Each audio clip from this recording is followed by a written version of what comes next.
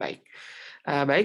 Selamat siang kepada seluruh rekan-rekan yang sudah hadir, baik itu dokter, teman-teman nakes ruangan, bidan, dokter dari rumah sakit lain yang sudah hadir pada kesempatan siang hari ini. Terlihat juga di layar ada teman-teman nakes dari gizi dan juga teman-teman dari keperawatan yang hadir pada kesempatan siang hari ini. Saya ucapkan terima kasih atas partisipasinya untuk bisa hadir pada kesempatan siang hari ini. Mungkin untuk disambil memulai kegiatan dan acara, saya sampaikan bahwa kegiatan kita ini bukan kegiatan yang kaku, jadi kegiatannya nanti lebih ke acara yang fleksibel, sehingga nanti penyampaian materi oleh Dr. Apri diberikan kesempatan untuk bisa menyampaikan materinya dengan santai, Dok, nggak apa-apa. Nanti di akhir acara kita akan buka sesi tanya-jawab dari peserta, baik itu via interaktif langsung dengan menghidupkan mikrofonnya, atau bisa juga dengan menulis pertanyaan di kolom chat yang nanti akan saya bacakan untuk dijawab oleh Dr. Apri. Atau mungkin ada pertanyaan-pertanyaan lain yang malu disampaikan via chat atau via interaktif, via Japri WA, kadang-kadang juga ada, nanti bisa saya bacakan juga. Saya ucapkan terima kasih atas kehadiran dan kesempatan yang diberikan dari Dr. Apri untuk bisa memberikan materi kepada kami di RSUD Buleleng dan juga teman-teman yang hari ini join di luar RSUD Buleleng tentang tata laksana kejang pada anak. Baik, untuk lebih mempersingkat acara ini, saya berikan kesempatan kepada Dr. Tri Apriastini, Embiomed spesialis anak, untuk bisa memulai memberikan materi, Dok. Silahkan bisa di-share screen dulu, Dokter, untuk kita lihat, Dokter, untuk slide-nya. Sebentar ya. Baik, Dok.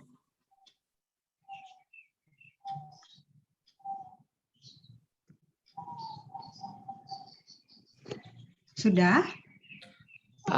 Baik, ini slide-nya dibuat PPT presentation, Dokter. Oke, baik.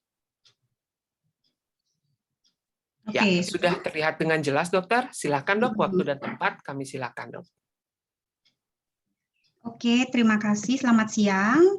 Terima kasih atas kesempatannya dari kegiatan apa namanya ini, Dokter Asman?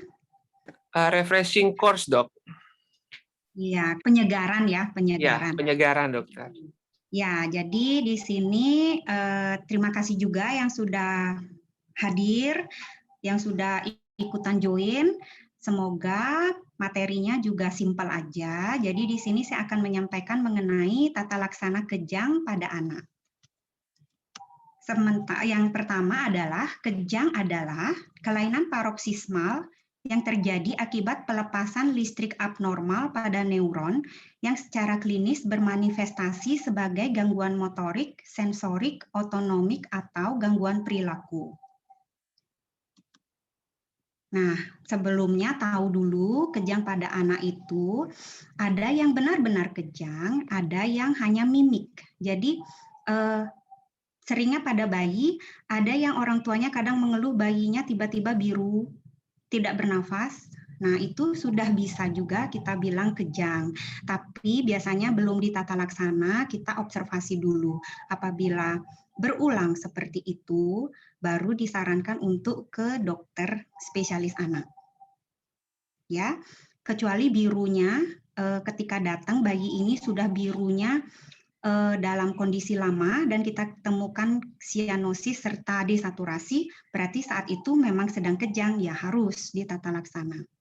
Oke, ada lagi namanya naik teror. Kadang keluhan anaknya tiba-tiba malam hari kaku, ternyata terbangun biasa lagi. Mungkin saja itu belum kejang. Kemudian ada self stimulation, sama tiba-tiba dia menghentak sendiri badannya, entah dia kaget atau dia sedang cemas. Nah, belum tentu kejang. Kemudian ada yang pingsan, bahkan pingsan itu juga bisa kejang. Kemudian ada yang tik, mungkin sering lihat ada kedutan di wajah atau gerakan yang involunter. Lalu kejang yang sebenarnya itu ada dua, kejang yang diprovokasi atau yang tidak terprovokasi. Yang diprovokasi biasanya demam, paling sering datang dengan kejang demam.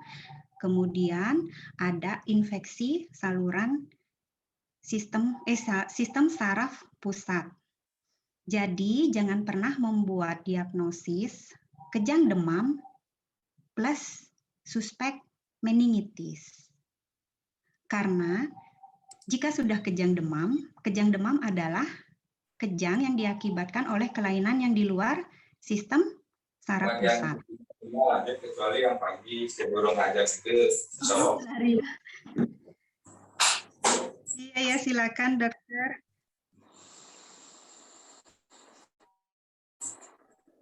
Lanjut.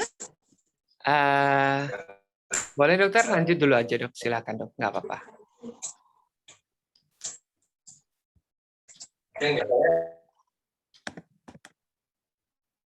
Apa dilanjutkan? Baik, silakan dilanjutkan aja dok, nggak apa-apa dok.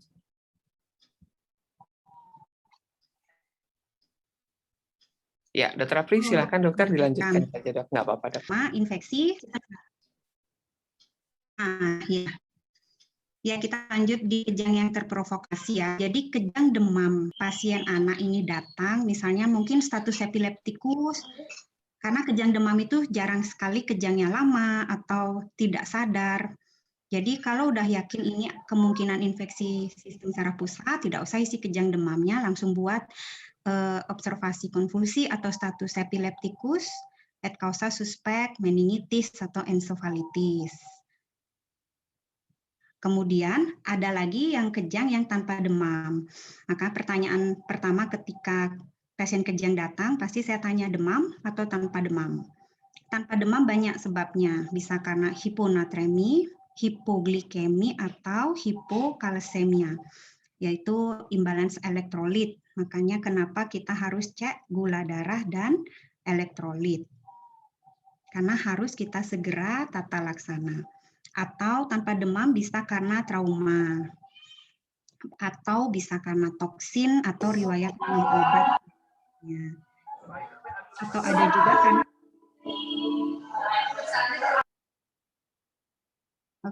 atau juga bisa karena kelainan struktural. Contohnya apa? Mungkin pasien datang kejang dengan hidrosefalus. Atau pasien kejang memang sudah cerebral palsy. Nah, yang itu seperti itu sudah dengan kelainan struktural. Kemudian kejang yang tanpa provokasi. Orang tuanya sering bilang nggak ada apa-apa tiba-tiba kejang. Itu biasanya seringnya menyertai adalah nanti epilepsi pasiennya. Misalnya ternyata tidak ada ensefalopati, dia kejang, tidak demam, mungkin bisa dibuat unprovoked seizure atau nggak apa, observasi konvulsi diagnosisnya. Kemudian, gimana sih kita tahu ini kejang atau bukan? Seringnya kalau kejang, saat kejang pasiennya tidak sadar. Kalau bukan kejang, pasiennya sadar, masih bisa diajak ngobrol, tapi ada gerakan-gerakan yang tidak bisa dia kontrol. Kemudian gerakan bola mata yang khas kalau kejang adalah bisa melirik ke atas, melirik ke satu sisi baik ke kanan atau ke kiri. Kalau bukan kejang jarang, biasanya tidak ada gerakan bola mata. Yang terpenting adalah cyanosis. Kenapa saat kejang kita perlu cek saturasi? Karena disertai dengan desaturasi seringnya jika benar saat itu kondisi kejang. Dan durasinya. Biasanya yang bukan kejang berlangsungnya lebih lama. Kadang misalnya gerakan yang tidak terkontrol itu anaknya bisa diajak ngobrol. Tapi lama sekali gerakan tidak terkontrol. Nah itu bukan kejang. Jika dia kejang bisa beberapa detik atau menit atau mungkin yang memang status epileptikus bisa lama sekali. Gerakannya juga sinkron kalau kejang. Biasanya teratur. Kakunya atau kejangnya. Kemudian yang bukan kejang tidak sinkron. Jika pernah tahu ada gerakan involunter itu biasanya gerakannya tidak teratur. Dan kejang itu tidak bisa diprovokasi. Misalnya saat anak ini kejang, kebiruan apa, kita tepuk atau apa tidak berhenti. Atau justru berhenti baru dengan obat. Kalau bukan kejang bisa.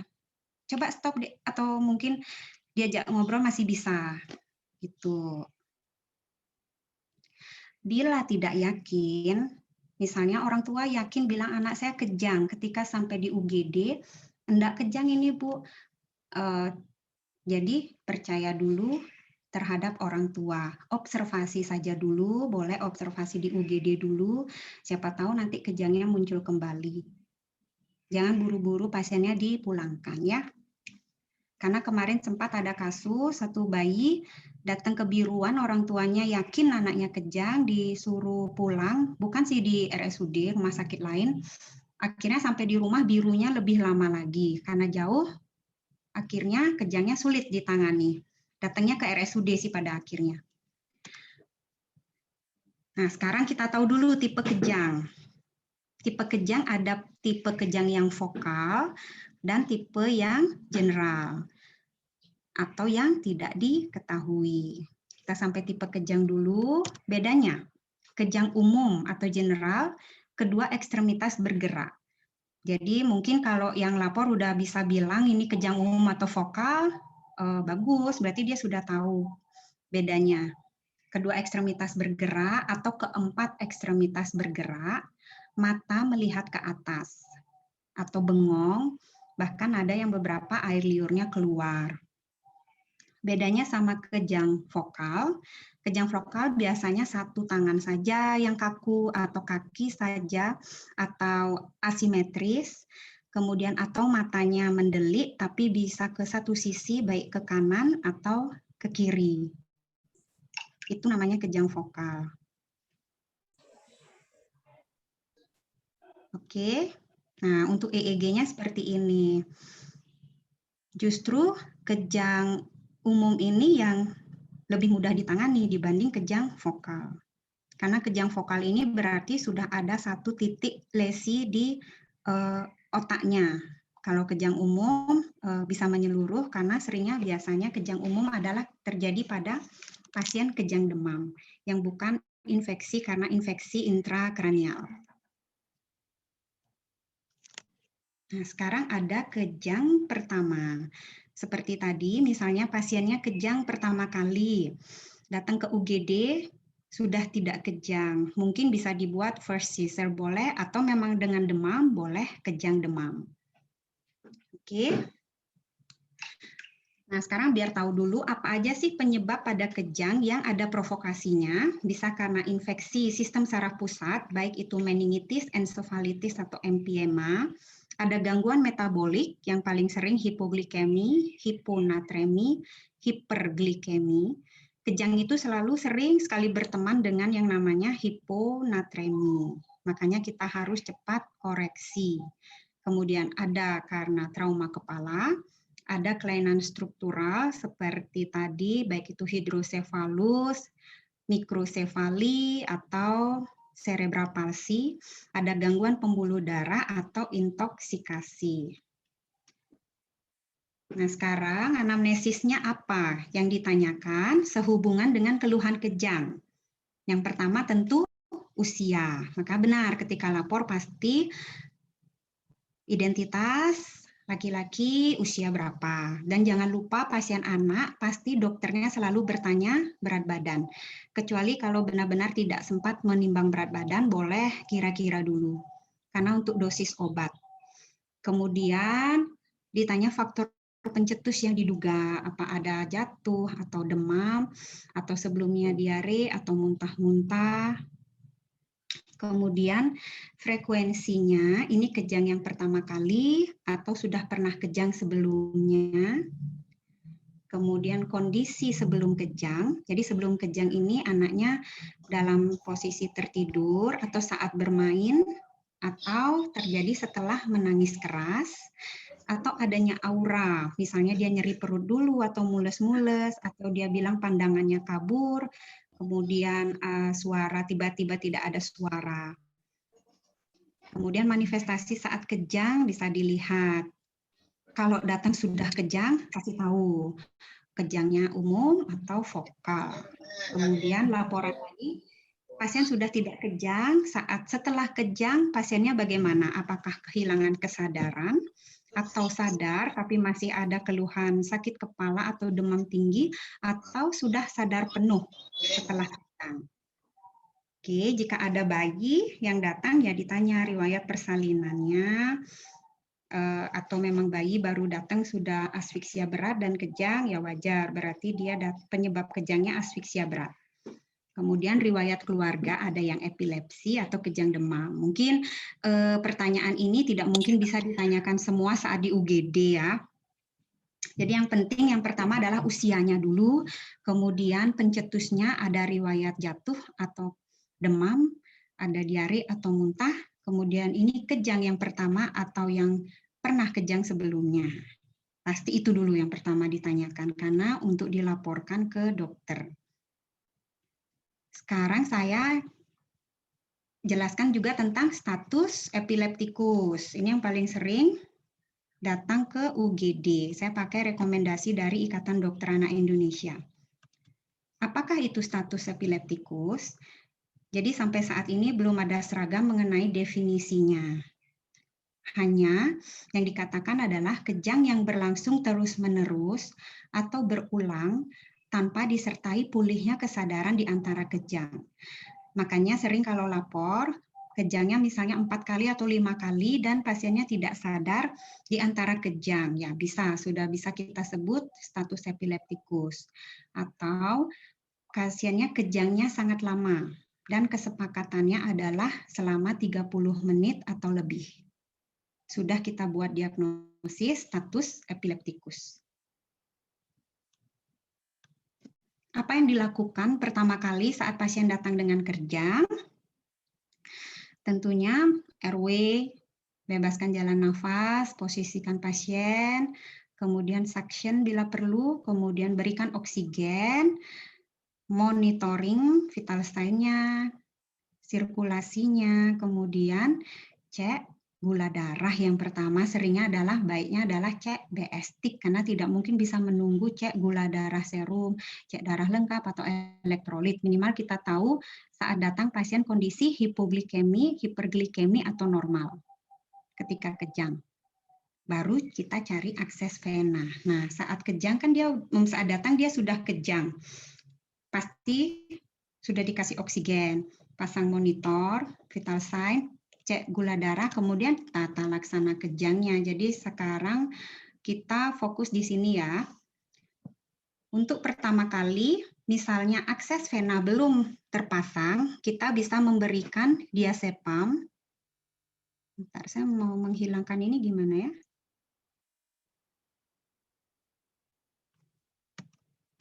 Kita bisa berikan diazepam. Ada 2 yang perektal. Harus tahu, ada yang 5 mg, ada yang 10 mg. Caranya tahu, kita harus kasih yang 5 mg untuk siapa? Untuk anak yang berat di bawah 12 kilo. Caranya tahu lagi, kita tidak mungkin pasien baru datang sudah kejang, kita timbang. Jadi, anak 12 kilo biasanya usianya itu ukuran anak usia 2 tahun. Jadi, ketika datang kejang, umur berapa anaknya Bu? 1 tahun, nggak mungkin nanya berat ya. Otomatis kasih dulu diazepam perektal 5 mg. Kalau sudah anaknya di atas 2 tahun, kasih yang 10 mg. Sambil persiapkan akses intravena. Jika belum akses ketemu, 5 menit lagi, 5 menit lagi pasien masih kejang, lanjutkan pemberian yang kedua. Jadi pemberian diazepam perektal ini maksimal 2 kali. Jadi dalam 10 menit pasien harus sudah terpasang akses intravena. Oke, sudah paham sampai di sini? Kita lanjut ke 10 menit berikutnya. Ternyata pasien masih kejang, sudah terpasang akses. Jadi kita berikan adalah diazepam intravena. Ada rentang dosis 0,2 sampai 0,5. Supaya gampang menghafalnya, langsung 0,5 saja. Dengan maksimal 10 mg. Jadi misalnya berat badannya 40, berat badan 30, kalau 0,5 kan berarti 15 mg. Jangan, berarti 10 mg diazepam intravena itu diberikan pelan sekali. per 2 mg-nya itu selama 1 menit. Dan saat pemberian diazepam ini, yang intravena, hati-hati di stres nafas. Jadi pemberiannya pelan, dan bila kejang sudah berhenti saat pemberian diazepam intravena, tidak perlu dihabiskan. Kalau mau aman lagi, supaya di stres nafasnya risikonya berkurang, boleh diencerkan. Dah. Atau kalau akses belum juga terpasang sampai 10 menit, kita kasih midazolam intramuskular atau bukal. Jadi 0,2 mg per kilogram. Usahakan saat 10 menit datang itu sudah punya perkiraan berat badan. Jadi di otaknya sudah ingat, pertama diazepam IV kalau 0,5 mg, maksimal 10. Atau midazolam 0,2 mg per kilo bukal. Gimana caranya ngasihnya bukal? Dibuka spike-nya, dimasukkan ke mukosa bukal, agak masuk ke dalam. Maksimal juga 10 mg. Nanti kalau mau bagan ini boleh di print, mungkin ditempel di UGD. Jadi tangani dulu kejangnya, paling tidak sampai 10 menit pertama datang, kalian sudah bisa melakukan pemberian diazepam perektal maksimal 2 kali, jarak 5 menit, atau diazepam intravena atau midazolam bukal. Jadi 10 menit itu diharapkan kejang sudah berhenti. Nah, sekarang bagaimana bila kejangnya berlanjut sambil menunggu lapor dokter? Kalau bisa sudah melakukan ini, yaitu paling sering saya pasti bilang loading phenytoin. Dengan saya kasih clue-nya triple 20, yaitu 20 mg per kilo berat badan, diencerkan dengan NaCl sampai dengan 20 cc, tidak usah 50, boleh 20 cc, selama 20 menit. Diingat ya, boleh phenytoin, boleh phenobarbital, triple 20 mg per kilogram, diencerkan sampai dengan 20 cc selama 20 menit. Itu namanya loading pertama, loading phenytoin atau phenobarbital. Oke, jadi diharapkan 20 menit datang sudah masuk phenytoin atau phenobarbital. Kalau susah sekali menghubungi dokternya. Sudah sampai segitu sudah bagus sekali. Kalau sudah bisa melakukan sendiri tanpa lapor, triple 20. Nah, pertanyaannya lagi, sudah masuk loading pertama masih kejang. Lakukan hal yang sama, tapi obatnya kebalikannya. Misalnya ketika loading pertama berikan phenytoin, kejang lagi, yang kedua berikan phenobarbital. Atau ketika kejang pertama diberikan phenobarbital, masih kejang, loading kedua diberikan phenytoin. Oke, jadi sudah sampai di 30 menit ini pasiennya. Ternyata masih kejang juga. Berarti kita sudah pasti pasien sudah masuk ICU, pasti sudah status epileptikus, sudah kita sebut dengan refrakter status epileptikus, yaitu sudah pasti ranah spesialis, baik anestesi atau spesialis anak. Kita sudah masuk pemberian midazolam. Nah, di sini sih mungkin sudah hitungnya agak sulit midazolam dripnya. Jadi kalau bisa saat sudah phenytoin ini dulu dilakukan sampai loading 2 kali masih kejang, cepat dihubungin dokternya, atau dokternya sama sekali tidak bisa dihubungi karena indikasi masuk ICU, mungkin dihubungi juga dokter lain atau dokter anestesinya untuk menghentikan kejangnya. Yang penting kan kita pasien safety dulu, selamatkan dulu kegawatannya. Oke. Yang sering jadi pertanyaan adalah ketika pasien datang sudah tidak kejang dokter dan kejang demam, apakah diberikan obat kejang tata laksana kejang akut? Tidak. Jika kita sudah pasti dia anamnesis hanya kejang demam sederhana atau kejang demam kompleks, jadi jawabannya adalah diazepamnya per oral. Nah, sekarang bagaimana jika ketika pasiennya datang dengan riwayat sudah kejang mungkin 4 kali, pasien datang sudah tidak sadar, tapi di UGD sudah tidak kejang, kita sudah bisa diagnosis dengan status epileptikus. Jadi, kita berikan phenytoin atau fenobarbital dengan dosis 10 mg per kilo berat badan. Sama diencerkan sampai 20 cc selama 20 menit. Baru diberikan maintenance. Itu dosisnya sudah biasanya dokter spesialisnya yang memberikan. Oke, sudah sampai sini semoga jelas. Dari atas, dari diazepam perektal, clue-nya adalah usia. Di bawah 2 tahun 5 mg, di atas 2 tahun 10 mg. Boleh 2 kali dengan jarak 5 menit. Hafal. Bila masih kejang lanjut ke diazepam intravena. Dosis 0,5 mg per kilogram. Maksimal 10 mg. Masukkan pelan-pelan. Bila kejang berhenti, boleh tidak dihabiskan.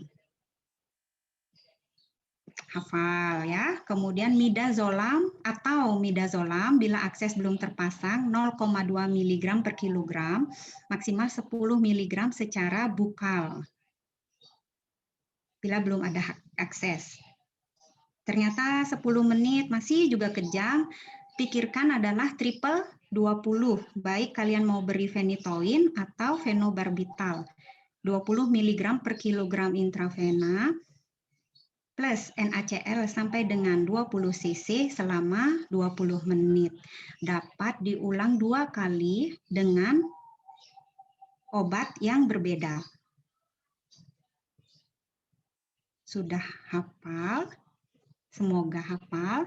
Kemudian bila kejang berlanjut dalam 30 menit berarti pasti dirawat ICU. Pasti biasanya sudah masuk midazolam. Kita sudah boleh buat diagnosis refrakter status epileptikus. Nah, sudah. Kemudian bagaimana bila datang dengan status epileptikus pasiennya tidak kejang? Jadi yang diberi adalah phenytoin atau fenobarbital 10 mg plus NaCl sampai 20 cc sampai dengan selama 20 menit. Selanjutnya baru maintenance, berarti kejangnya sudah teratasi. Oke. Nah, sekarang harus tahu dulu diazepam. Semua pasti sudah pernah lihat ya, diazepam perektal atau intravena. Merupakan GABA reseptor agonis dengan waktu paruh 20-40 jam. Dan onset terapi adalah 3-5 menit. Jadi ketika diazepam perektal atau intravena ini sudah dimasukkan, diharapkan 3-5 menit sudah bereaksi, yaitu kejang berhenti. Makanya boleh kesempatan bila 5 menit masih kejang, boleh masuk lagi. Karena artinya diazepamnya belum memberikan onset terapi. Kemudian memberikan efek selama 15-20 menit. Jadi, dan yang penting adalah dosis maksimal 1 kali pemberian 10 mg. Misalnya anaknya gendut atau beratnya 30-40, tetap 10 mg. Efek sampingnya adalah distres napas, bahkan sampai gagal nafas. Sudah, sediaan intravena ada yang 10 mg per 2 ml, atau rektal ada yang 5 dan 10. Oke, kita lanjut ke phenytoin. Phenytoin ini memiliki waktu paruh 24 jam. Onsetnya adalah 10-30 menit. Makanya boleh diulang karena saya pemberiannya tadi per siring pump selama 20 menit, ternyata masih kejang, maka boleh diulang lagi dengan pemberian fenobarbital. Oke, ini dosis awal 20 mili per kilo berat badan seperti tadi, pengenceran cukup sampai 20 cc. Hati-hati, efek sampingnya adalah hipotensi, oleh karena itu kita selalu berikan pelan dan sangat pekat sehingga sering membuat infus bengkak. Maka ketika kalian sudah memutuskan memberikan phenytoin, diencerkan dan pemberiannya lama. Pakai waktu. Sama halnya dengan fenobarbital. Sama seperti pemberian phenytoin. Oke, yang ini midazolam. Midazolam, bila akses belum terpasang, setelah kesempatan diazepam perektal sudah habis, berarti kita harus pikirkan midazolam bukal. Jadi yang 0,2 mili per kilo berat badan, bisa IM atau bukal, atau bila terpasang bisa IV bolus. Ini juga midazolam seringnya depresi pernafasan. Makanya jika sudah pemberian midazolam drip pasti dirawat di ICU karena berisiko membutuhkan ventilator. Ini keterangannya diazepam. Bila kejang berhenti sebelum obat habis tidak perlu dihabiskan dan ingat dosis maksimal adalah 10 mg. Fenobarbital pemberiannya juga diencerkan sama dengan phenytoin. Nah, sekarang mengenai midazolam bukal, dapat menggunakan midazolam sediaan IV atau IM, ambil sesuai dosis, menggunakan spade 1 cc dan telah dibuang jarumnya, teteskan pada bukal kanan selama 1 menit. Kalau berdasarkan kelompok usia seperti ini, kalau mau memberikan berdasarkan, udah tahu berat badannya, berdasarkan dosis, silakan menggunakan 0,2 mg per kilogram per kali. Karena ini mungkin sulit ya dihafal, apalagi kondisi ketika kita lihat pasiennya masih kejang terus. Jadi ingat 0,2 mili per kilo, dengan perkiraan berat, anak usia 2 tahun adalah idealnya 12 kilo.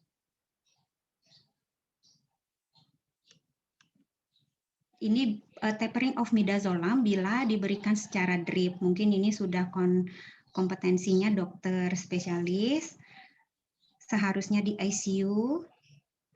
Nah, ini yang saya infokan tadi, bila pasien terdapat riwayat status epileptikus, namun saat datang dalam keadaan tidak kejang, maka dapat diberikan phenytoin atau fenobarbital 10 mg per kilo berat badan yang diencerkan dengan 20 cc selama 20 menit, dilanjutkan dengan pemberian rumatan. Oke, baik, sekian pemaparan dari saya. Terima kasih. Jika ada pertanyaan, mari kita diskusi. Baik dokter, terima kasih banyak dokter Apri atas penyampaian materinya dok yang sudah cukup jelas dan lengkap dok untuk tata laksana kejang pada anak, terutama ini tata laksana awal ya dok ya kalau melihat dari penyampaiannya tadi. Dan sangat pas untuk setting teman-teman baik itu di puskesmas, di UGD, ataupun pasien rawat inap yang ternyata terjadi atau terprovok untuk terjadinya kejang. Baik dokter, ini kebetulan kita mulai untuk sesi tanya jawab ya dok ya. Iya, boleh. Untuk teman-teman yang ingin mengajukan pertanyaan kepada Dr. Apri, saya berikan kesempatan untuk bisa mengetik pada kolom chat atau bisa juga dengan menghidupkan mikrofonnya sehingga nanti bisa langsung bertanya secara interaktif dengan Dr. Apriastini, spesialis anak narasumber kita pada kesempatan siang hari ini. Baik dokter, sambil menunggu teman-teman untuk bisa bertanya, dok, ini ada kebetulan pertanyaan yang masuk lewat pribadi dokter. Selamat siang Dr. Apri, izin bertanya dok. Untuk pasien yang tata laksana kejang yang disampaikan bagannya tadi dok, tidak disampaikan adanya pemberian midazolam IM dokter, karena saya pernah mendapati pasien yang saat itu kejang tapi belum terpasang akses intravena dok. Pasien sudah diberikan diazepam, supositoria sesuai dosis dan berat badan, dan itu sudah mencapai 2 kali, tapi kejang masih terjadi, dokter. Dan setelah kejadian itu, akses vena juga belum bisa terpasang, dok. Jadi waktu itu katanya ini bisa dikatakan bahwa pasiennya itu mendapat midazolam intramuskular, dok, seperti itu. Apakah memang pemberian intramuskular itu lebih baik, dok, daripada bukal, atau sebenarnya bukal yang lebih baik, dok, dari pemberian intramuskular, dokter? Pertanyaannya seperti itu, dok. Ya, jadi sama saja boleh intramuskular atau bukal. Kenapa sih kita lebih milih bukal? Karena pemberian bukal bisa kita atur, bisa tidak cepat, tidak bolus cepat, tidak boleh karena hati-hati adalah depresi nafas. Yang penting benar, bila akses belum terpasang, sudah 2 kali per rektal, lanjutkan dengan midazolam, IM atau bukal. Karena IM nanti kita tidak bisa mengatur kecepatan, apalagi hanya dosis kecil, di mana ini biasanya kurang dari 1 cc nih, biasanya kalau pengambilannya pada anak-anak. Jadi mending kita kasihnya bukal. Tuh, sudah Baik, jelas? jelas dokter. Ini pertanyaan keduanya dokter. Untuk pemberian midazolam bukal dok, itu cara membuatnya seperti apa dokter? Tadi ada di slide. Nah ini, jadi sudah sesuai dosis 0,2 mg per kilo menggunakan spet 1 cc. Kemudian dibuang jarumnya, diteteskan pada bukal kanan selama 1 menit.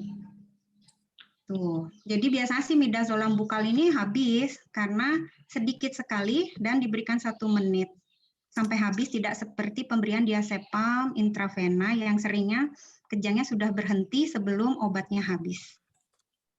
Baik dokter. Hmm. Baik dok, ini pertanyaan yang pertama dokter. Lalu ini pertanyaan yang kedua dok.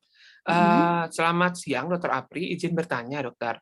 Untuk pasien yang mendapatkan diazepam oral dok, seperti yang tadi dokter sampaikan, itu beberapa pasien kadang mendapat diazepam oral 3 kali 2 mg di puyer.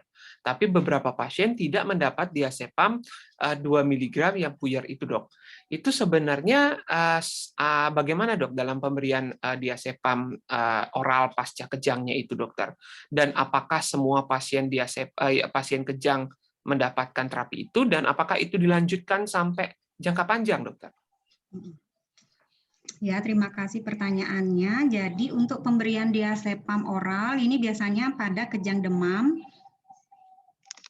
harusnya diberi karena di teori kejang demam biasanya anak datang kejang hari pertama dan biasanya kejang masih demam sampai 2 hari pertama. Biasanya kita beri diazepam oralnya itu tergantung berat badan atau usia, bisa 3 kali 1 mg oral atau 3 kali 2 mg oral. Dan mengapa kadang ada dokter anak juga memberikannya maintenance-nya adalah phenytoin IV, ya kan? Ada yang beda. Jadi tidak apa-apa, yang penting kita beri dosis maintenance, bukan dosis tata laksana kejang akut. Kenapa ada dokter yang pilih oral, ada dokter pilih IV? Alasannya mungkin jika IV lebih memudahkan karena pemberian 2 kali, jadi jarak untuk waktu kerja obat lebih panjang. Kenapa memberikan diazepam oral? Biasanya sih tidak ada alasan tertentu karena memang sebenarnya di konsensus itu adalah diazepam oral. Dan apakah diberikan selama jangka panjang? Ada indikasinya. Yang pertama mungkin kejang demamnya sudah lebih dari 4 kali dalam 1 tahun. Jadi 1 tahun ini dia sudah kejang yang 5 atau 4. Kemudian pasien ada kelainan misalnya cerebral palsy, pasien dengan defisit neurologis, mungkin ada lumpuh atau ada kecacatan. Biasanya kita berikan dan yang diberikan adalah fenobarbital oral selama 1 tahun dengan hasil rekam otak tidak epilepsi. Nah, itu. Sudah jelas? Baik dokter, jelas dok. Berarti intinya pada pasien yang mendapatkan diazepam itu memang sesuai konsensus pemberiannya adalah oral ya dok ya yang sekarang ya dok ya. Tapi memang pada beberapa DSA masih menggunakan yang IV karena mungkin lebih memudahkan ya dok ya dalam pemberiannya juga. Cuma memang efek sampingnya tadi ya dok ya yang harus dipertimbangkan bahwa pemberiannya harus diencerkan dulu karena rentan terjadi pembekakan pada infus ya dok ya. Dan itu tentunya tidak nyaman bagi anak tersebut dan lain sebagainya. Baik dokter. Dan memang tidak semuanya yang mendapatkan diazepam oral ya dok ya sesuai dengan kondisinya pasiennya tadi. Apakah diberikan jangka panjang atau tidak jangka panjang tergantung dari riwayat pasien tersebut, kurang lebih seperti itu dok ya. Ya. Baik dokter. Baik dok, terima kasih banyak. Ini ada pertanyaan lewat direct message dok dari Nurse Nilu Sriwahyuni dokter. Selamat siang dokter Apri, izin bertanya. Untuk KIE keluarga pasien dok di rumah setelah pasien itu mengalami rawat inap karena kondisi kejang dok. Kira-kira apa saja yang harus kita sampaikan dokter? Itu yang pertanyaan dok. Itu yang pertama dok. Terus yang kedua, dalam KIE untuk pemberian obat kejang sebagai pertolongan pertama itu kira-kira atau mungkin lebih generalnya adalah KIE kepada keluarga ketika terjadi kejang dalam pertolongan pertama, selain mulai dari obat, tata laksananya, itu apa dok? Itu dua pertanyaan dokter. Silakan dokter. KIE pertama kali, KIE ketika pasien punya riwayat kejang. Contohnya yang pertama adalah kejang demam. Pasti pasien itu pulang-pulang saya beri bekal harus beli alat ukur suhu di rumah. Jadi enggak boleh pakai tangan meter, pakai termometer. Kemudian, jika memang ketika suhu 38 saja anaknya sudah kejang, berarti infokan bila suhunya sudah 37,5, sudah diberikan parasetamol. Di rumah harus sedia parasetamol. Dan bila demam berlanjut, karena dia tidak punya mungkin diazepam oral di rumah atau tidak menyimpan, dan seringnya sih tidak diizinkan ya, karena nanti takut disalahgunakan. Jadi saya sering sarankan adalah ke dokter umum boleh. Jadi dokter umum saya harapkan juga sudah tahu, misalnya pasiennya datang demam, anak saya punya riwayat kejang demam, silakan resepkan saja diazepam oralnya, boleh 3 kali 2 mg per oral. Kalau saya, bila berat di atas 10, saya sudah pakai 3 kali 2 mg. Bila berat badannya di bawah 10, saya pakai 3 kali 1 mg. Resepkan cukup 6 puyer saja, karena dengan pemikiran bahwa 2 hari biasanya demam sudah mulai turun, mungkin sudah tidak berisiko untuk kejang. Itu KIE-nya. Bila pasien datang mungkin ke perawat atau ke bidan. Tuh. Kemudian KIE apa lagi? KIE ketika pasien datang dengan kondisi kejang. Tentunya sudah dilakukan ABC, airway, breathing, circulation, dan tata laksana. Tentu harus dijelaskan ke orang tua. Ibu, bapak, ini anak dalam kondisi kejang. Kejang adalah kondisi yang kegawat daruratan, yang bahkan bisa menyebabkan kematian. Jadi, saya akan memberikan beberapa pengobatan tata laksana untuk anak ibu supaya kejangnya segera berhenti. Baru kita tanya yang lain dulu. Jadi, tata laksana kejang dulu sambil boleh anamnesis jika kejangnya sudah berhenti. Biasanya orang tua sih iya gitu. Karena udah anak ya, enggak mungkin dia ngeladenin kita bicara lama, tapi kejang anaknya nggak dihentikan. Itu aja, sudah jelas. Baik dokter, cukup jelas dok. Untuk KIE kepada keluarga ketika mengalami kejang di rumah dok, kira-kira apa yang harus disampaikan dokter? Kalau terjadi kejang di rumah, tapi nggak ketemu dokter gitu dok, mungkin posisinya atau apanya itu dok yang belum terjawab dokter. Ya biasanya sih jangan masukkan sendok ke dalam mulut karena itu berisiko trauma, baik itu trauma giginya patah, habis itu luka di rongga mulut. Miringkan saja anaknya, boleh miring kanan kiri, yang paling bagus sih sebenarnya miring kanan. Jika ada sesuatu di rongga mulut, baik itu makanan atau apa, dibersihkan, buka bajunya, dilonggarkan pakaiannya, segera dibawa ke rumah sakit. Misalnya anaknya saat itu kejang, demamnya sangat tinggi, kemudian dalam posisi kejang, dan tidak sedia obat yang lewat dubur, mungkin punya sirup parasetamol, tapi saat kejang tentu tidak mungkin kita kasih. Jadi memang harus segera ke rumah sakit. Satu lagi saya lupa, kalau punya riwayat anak dengan kejang demam, sediakan parasetamol per rektal. PKIE itu di kulkas. Baik dok, berarti sebenarnya penggunaan diazepam suppositoria itu boleh ya dok ya disimpan pada orang awam gitu, maksudnya yang memang memiliki anak riwayat kejang, terus pemberiannya yang penting kita ajarkan walaupun tidak berkonsultasi. Parasetamol. Diazepam sub dok. Kalau diazepam ini kan banyak dok sekarang anak-anak orang tua itu menyimpan diazepam suppositoria dokter di rumahnya untuk anaknya yang memang sering kejang gitu dok. Apakah memang boleh nggak sih dok sebenarnya kalau dia udah tahu, oh anak saya memang riwayatnya itu kejang gitu. Itu kira-kira kalau dia udah tahu seperti itu, terus rumah sakit jauh gitu dok maksudnya, atau dia perlu waktulah untuk bisa mencapai rumah sakit itu gitu. Itu kalau andai kata dia kejadian kejang di rumah, boleh nggak sih dok ke orang tua tersebut atau siapapun yang mengurus dia itu memberikan diazepam sub kepada anaknya sejak di rumah dokter? Kalau saya sih tergantung edukasi orang tua ya, tingkat pendidikan orang tua, tingkat pemahaman orang tua. Jadi tidak semua pasien saya KIE untuk sediakan diazepam perektal di rumah. Misalnya orang tuanya maaf mungkin nggak mampu atau di kampung, terus nanti dia buru-buru masukin diazepam perektal, entah ternyata itu sediaan yang 10 mg, anaknya tahu-tahu apnu, distres napas. Jadi kalau yang seperti itu, makanya saya selalu nggak apa, kalau termometer kan bisa, semua pasti saya ajarkan untuk ngecek termometer. Udah tahu anaknya anget-anget dikit, kasihlah paracetamol langsung di rumah. Begitu angkanya 37,5, langsung ke bidan. Mungkin bidannya jika pasti demam langsung ke dokter umum. Itu aja sih, kecuali kalau memang orang tuanya jelas ya, bahkan beberapa misalnya orang tuanya bidan, perawat, atau yang kita tahu bahwa orang tuanya well educated, saya izinkan. Tapi hati-hati pemberiannya gitu.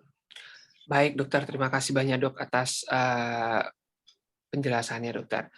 Dok, ini tadi dari penjelasan yang dokter sampaikan itu pada pasien dengan tata laksana kejang, itu diharapkan kita harus aware pada tingkat kadar gula darah, terus elektrolit dalam tubuh, terutama natrium ya dok ya. Berarti secara tidak langsung sebenarnya pada pasien kejang akan lebih baik jika pasien kejang tersebut dilakukan pemeriksaan ketika opname di rumah sakit, dilakukan pemeriksaan gula darah, elektrolit, dan darah lengkap ya dok ya? Sekarang lihat lagi, kalau tapi BS-tik harus ya. Kalau sudah pasien kejang, BS-tik tetap. Baik dok. Jadi baru datang BS-tik dulu, hipoglikemi, perglikemi itu tetap. Karena kan kita harus tata laksana, nggak boleh hipoglikemi lama.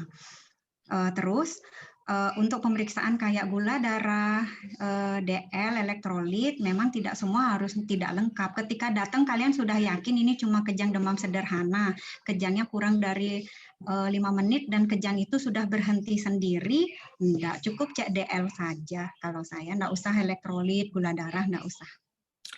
Baik dokter, terima kasih banyak dok. Baik dok, ini sambil menunggu pertanyaan lanjutan dok, sedang ada beberapa yang mengetik pertanyaan.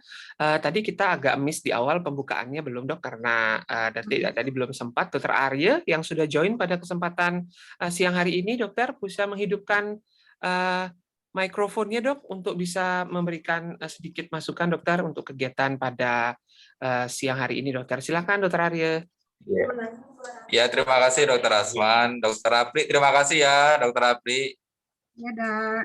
Presentasinya bagus sekali, bermanfaat, karena memang kasus-kasus ini sering bikin panik kita semua, apalagi orang tua di rumah. Dengan panduan ini nanti minimal teman-teman UGD bisa lebih lebih cepat aktif gitu ya, dan lebih bagus juga memberi edukasi kepada masyarakat. Jangan lagi pakai tangan meter ya, Dokter Apri ya. Iya, benar. Ya, jadi saya sebagai direktur ingin mengucapkan terima kasih atas sesi ilmiah yang sudah digagas dan terus dikawal dengan baik oleh Dr. Asman. Tadi memang saya terlambatan sedikit, mohon maaf karena ada urusan sedikit di ruang OKA ya, tapi sekarang udah lancar semua.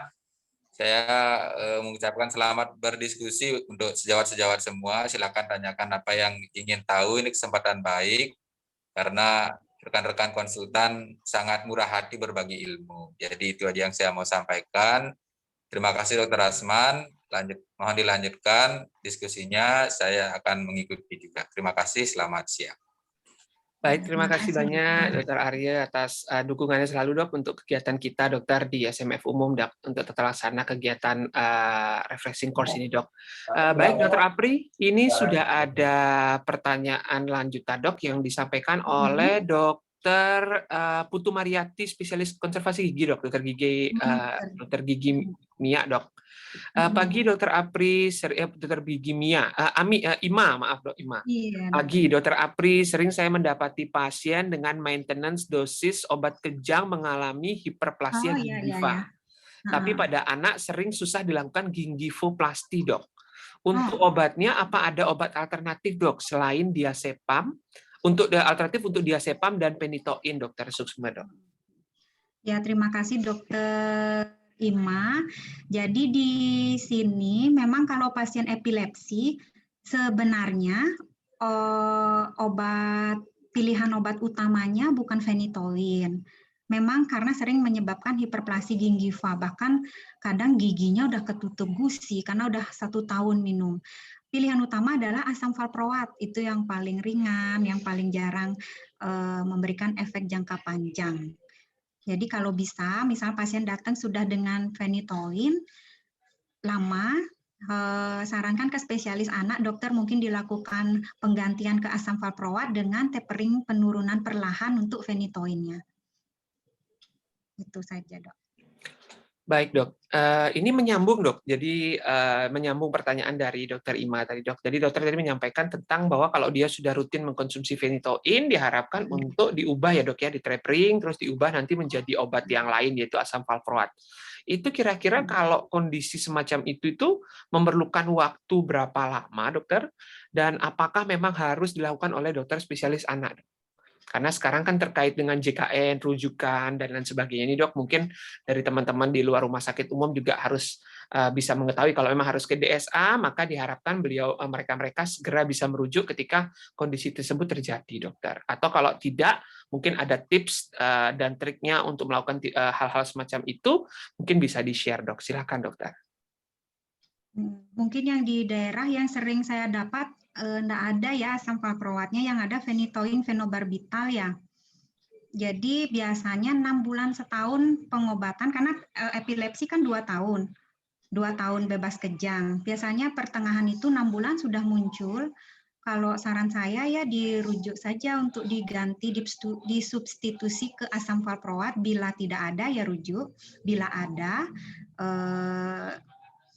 sebenarnya sih harusnya ada aturan menurunkan ya, bisa 4 minggu, 6 minggu, dan penurunannya itu pakai rentang dosis, baiknya sih ke spesialis saja itu saat mengganti obatnya itu.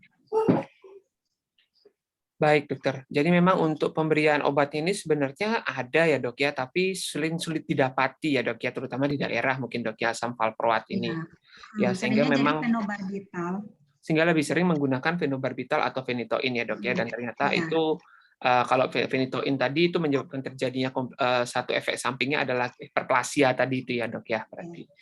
Baik, Dokter. Kalau fenobarbital itu lebih aman ya, Dok ya? Bukan aman, sebenarnya fenobarbital itu lebih efek mengantuknya lebih sering ya. Mungkin jadi orang kadang sering bilang dia minum obat fenobarbital jadi agak on, maksudnya istilahnya loadingnya lambat. Memang dia mempengaruhi kognitif kalau fenobarbital jangka panjang. Jadi baik, memang tidak dianjurkan juga. Memang paling aman adalah asam valproat. Asam valproat ya, Dok ya. Tapi kalau untuk jangka pendek penggunaan fenobarbital yang cuma 1 tahun, yang sebentar gitu, Dok, mungkin ketika opname saja dapat fenobarbital itu enggak masalah ya, Dok ya? Kenapa? Kalau pemberian obat kejang tidak selama 1 minggu, boleh langsung di stop. Misalnya kita kasih diazepam cuma 2 hari langsung stop, boleh, enggak usah tapering. Atau fenitoin IV sudah 2 hari bebas kejang, hari ketiga boleh langsung stop, tidak perlu tapering. Baik, Dok, baik, Dok, baik, Dok. Kecuali yang udah 1 minggu di ICU sudah fenitoin maintenance, kita mau nyetop gimana caranya? Turun dosis perlahan. Oke, baik, Dokter. Ini juga harus dipertimbangkan ya, Dok ya. Jadi kalau emang opnamenya itu lama, dapat obatnya lama, maka mungkin tambahan informasi kepada keluarga dari perawat ruangan atau dokter jaga yang mungkin kebetulan ketemu pasien yang memulangkan adalah jangan sampai tidak kontrol ya, Dok ya, untuk men-stop perlahan. Karena kalau terjadi stop mendadak bisa justru memprovok kejang ya, Dok ya. Iya, karena kan itu sudah di darahnya dosis itu. Baik, Dokter. Baik, Dok. Baik, Dokter.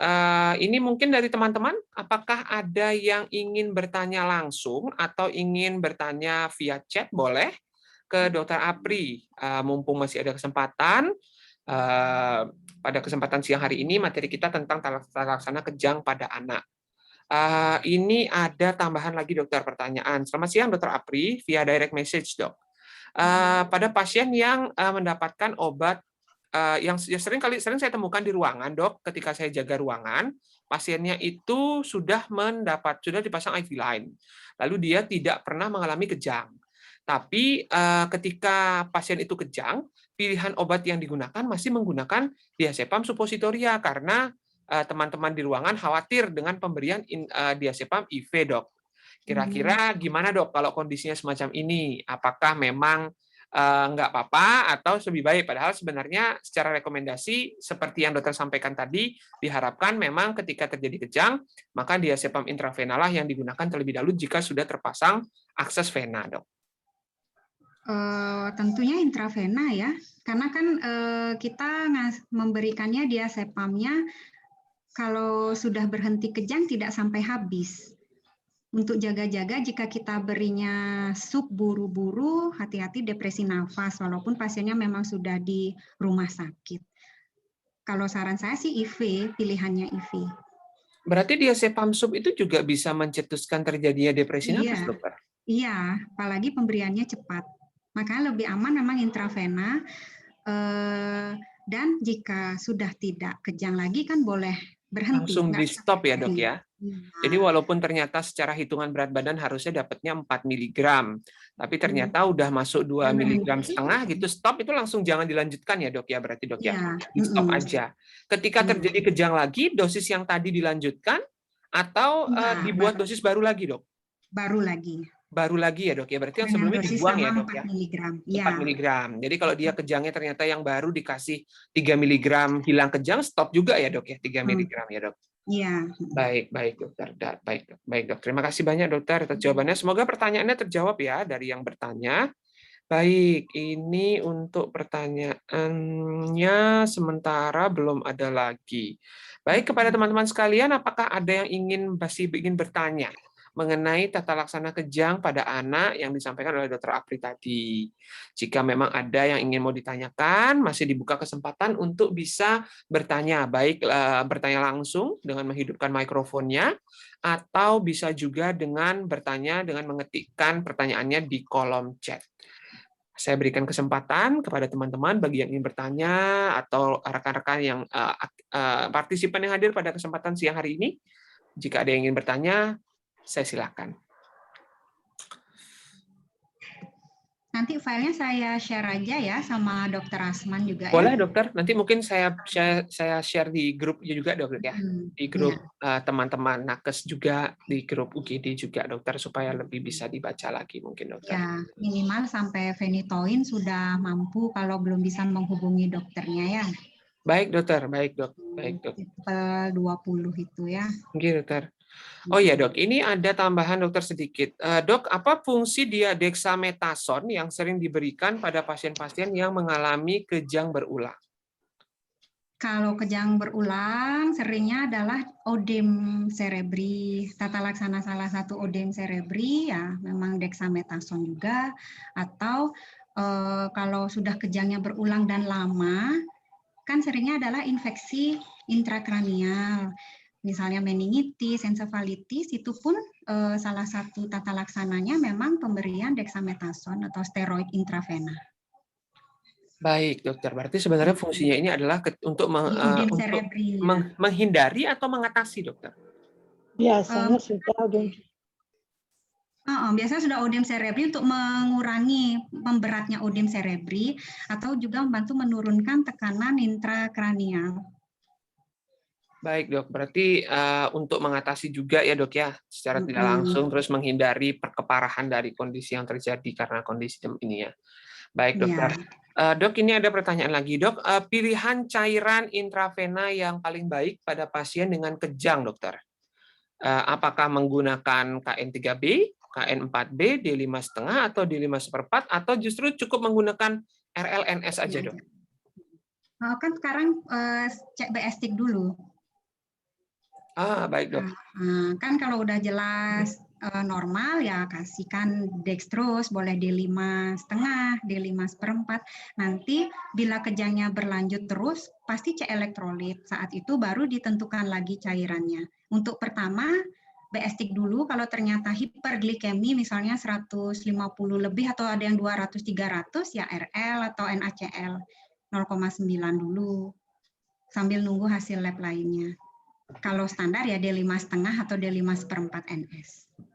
Baik dokter. Baik dok, terima kasih. Semoga pertanyaannya terjawab. Jadi kalau memang kejangnya cuma kurang dari 5 menit, 1 kali saja sudah berhenti, dan jelas kejang demam, setelah kejang pasien sadar baik, nggak usah dicek elektrolit, gula darah, ya cukup darah lengkap aja. Baik dokter, baik. Berarti kalau cuma kejang simpel ya dok ya, mungkin kejangnya di rumah, terus diobservasi di UGD, gitu kan cukup BL aja cukup ya dok ya. Baik dok. Kalau gimana dok? Sebenarnya kejang demam sederhana itu sebenarnya tidak ada indikasi rawat inap. Apalagi itu kejang sudah berulang. Misalnya kejang demam sederhana yang sudah kedua atau 3 kali. Jadi sebenarnya boleh dipulangkan dengan bekal diazepam oral itu tadi. Sebenarnya. Cuma sekarang kita lihat lagi orang tuanya well educated apa enggak. Kalau memang kita lihat dari jauh, misalnya kayak groga apa itu, MRS saja, tergantung lokasi sama tingkat pendidikan orang tua. Baik dok, berarti ada indikasi di luar medis ya dok ya, jadi kayak sosial lah seperti itu dok ya, melihat kondisinya dari pasiennya kembali ketika akan meng-MRS-kan kondisi pasien dengan KDS. Ya. Baik dokter. Baik, apakah teman-teman ada yang mau bertanya lagi langsung kepada Dr. Apri via live chat atau bisa juga via interaktif, bisa menghidupkan mikrofonnya dan bertanya langsung? Saya silakan. Jika memang sudah tidak ada yang bertanya lagi, mungkin kita cukupkan pertemuan pada siang hari ini.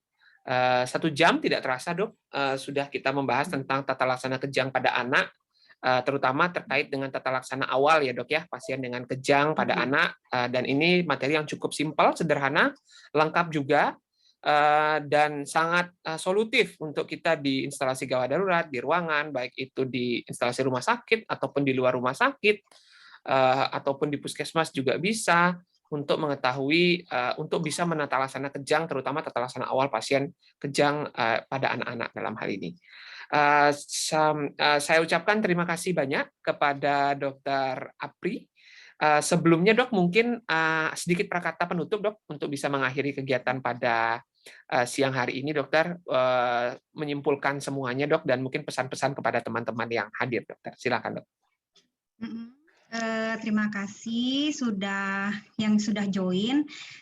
Jadi pesan pertama, bila tidak yakin kejang, observasi dulu. Ya, jangan buru-buru pasiennya dipulangkan. Itu, kemudian bila sudah datang pasien dengan kejang, cepat ditata laksana, apalagi 5-10 menit pertama adalah kompetensi dokter umum. Jadi harus sudah bisa melakukan. Bila dokter susah dihubungi, saya harap sudah mampu melakukan pemberian phenytoin dan phenobarbital yang triple 20. Ya, itu tujuannya untuk menghentikan kejang secepatnya. Dan jangan lupa KIE orang tua bahwa kejang ini adalah kondisi kegawatan yang berisiko kematian bila kejang tidak kita tangani dengan cepat. Itu saja. Kemudian sudah sih, semoga penyegaran bisa berlanjut lagi dan mungkin saya akan memberikan materi yang lain lagi. Baik dokter, tentunya pemateri yang lain itu dinanti juga dok oleh kita dokter, karena banyak hal ya dok ya di bidang anak atau pediatri ini yang memang terkait dengan tata laksana gawat darurat yang memang harus segarkan lagi untuk teman-teman, baik itu di rumah sakit umum atau di luar rumah sakit umum, instalasi gawat darurat, ruangan, bahkan di teman-teman di poliklinik. Saya mewakili teman-teman dari SMF Dokter Umum, Dok. Ucapkan terima kasih kepada Dokter Apri yang sudah mau menyempatkan waktunya untuk berbagi kepada kami, baik itu di UGD pada khususnya, dan teman-teman di ruangan, teman-teman nakes, teman-teman bagian gizi yang hadir pada kesempatan ini, bahkan ada beberapa teman-teman di luar rumah sakit umum daerah Buleleng, dokter di rumah sakit lain. Saya lihat ini ada yang dari Tangwisya, ada yang dari Santigraha, ada yang dari Puskesmas juga, Dok, hadir pada siang hari ini. Acara ini sudah direkam, dokter, sehingga nanti bisa digunakan untuk mengingat lagi jika memang diperlukan, dan nanti kita akan upload di YouTube, Dok. Terima kasih banyak. Selamat siang, Dokter Apri. Semoga sehat selalu untuk semua yang hadir pada kesempatan siang hari ini. Terima kasih.